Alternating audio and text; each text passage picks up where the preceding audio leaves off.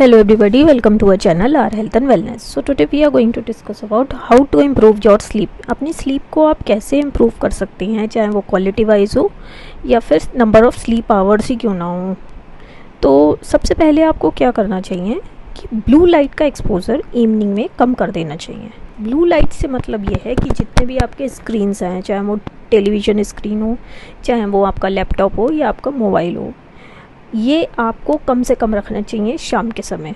तो उससे क्या होता है कि अगर आप शाम में या रात में ब्लू लाइट का एक्सपोजर लेते हैं, मतलब टीवी देर तक देखते हैं या मोबाइल चलाते रहते हैं, लैपटॉप पर काम करते हैं देर तक, तो आपके जो हॉर्मोन्स हैं जैसे मेलाटोनिन, ये कम हो जाता है और आपको रिलैक्स नहीं होने देता और आप गहरी नींद में नहीं सो पाते।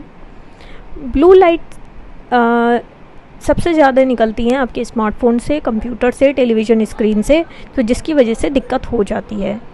अब आप क्या कर सकते हैं ब्लू लाइट एक्सपोजर कम करने के लिए? सबसे पहले तो आप ऐसे ग्लासेस पहन सकते हैं जो ब्लू लाइट को ब्लॉक करते हैं, या टीवी बंद कर सकते हैं या डिवाइसेस बंद कर सकते हैं। कम से कम सोने से 2 घंटे पहले आपको ब्लू लाइट का एक्सपोजर जितना हो सके कम कर देना चाहिए। नेक्स्ट आता है, शाम के समय कैफिनेटेड ड्रिंक्स नहीं लेने चाहिए, जैसे चाय है, कॉफ़ी है। इनसे क्या होता है, आपका फोकस इम्प्रूव होता है, आपकी परफॉर्मेंस इम्प्रूव होती है, आपकी एनर्जी इम्प्रूव होती है। बट क्या होता है, अगर आप शाम के समय कैफ़ीन या टी लेते हैं तो आपका स्लीप टाइम कम हो जाता है और आपकी जो क्वालिटी ऑफ स्लीप है या क्वांटिटी ऑफ स्लीप है वो कम हो जाती है। क्योंकि होता क्या है कि आपकी स्लीप पर नेगेटिव इफ़ेक्ट डालता है कॉफ़ी। और नेक्स्ट आता है कि आप कम से कम शाम को 4 बजे के बाद कैफिनेटेड ड्रिंक्स ना लें, तो उस काफ़ी बेटर रहता है।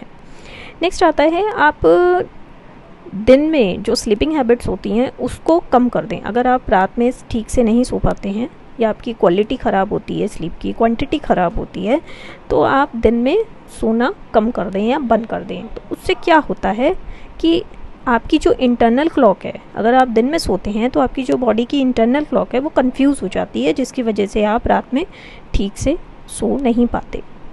नेक्स्ट आता है कि दिन में आप ब्राइट लाइट में बाहर निकलें, तो उससे क्या होता है कि आपकी जो बॉडी की क्लॉक है वो हेल्दी रहती है, वो रिदम में रहती है।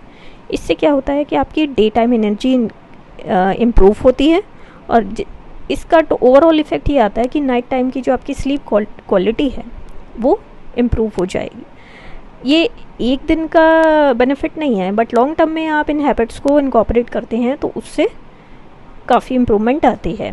नेक्स्ट आता है कि आप कोशिश करें कि एक ही टाइम सोएं और एक ही टाइम जागें। इससे क्या होता है कि बॉडी की जो सर्कैडियन रिदम है, जो बॉडी की इंटरनल क्लॉक है, वो सेट हो जाती है। कई बार आप देखेंगे आपको अलार्म लगाने की भी ज़रूरत नहीं पड़ेगी और आप उसी कांस्टेंट टाइम पर उठेंगे और कांस्टेंट टाइम पर ही सोएंगे। नेक्स्ट आता है कि आप कुछ सप्लीमेंट्स कंसिडर कर सकते हैं जो आपकी बॉडी को रिलैक्स करते हैं, जैसे ओमेगा 3 ले सकते हैं, जिंक ले सकते हैं, नाइट्रेट्स ले सकते हैं, मैग्नीशियम ले सकते हैं या फिर रिजर्वेट्रॉल ले सकते हैं, जो आपको स्लीप इंड्यूस करने में हेल्प करते हैं और इनका कोई साइड इफ़ेक्ट भी नहीं रहता। नेक्स्ट आता है, आप एक मेलाटोनिन सप्लीमेंट ले सकते हैं, जो कि मेलाटोनिन एक स्लीप हार्मोन है जो आपको ये बताता है कि आपको रिलैक्स करना है, और ये काफ़ी पॉपुलर स्लीप एड्स हैं और आपको इजीली स्लीप करने में हेल्प करते हैं।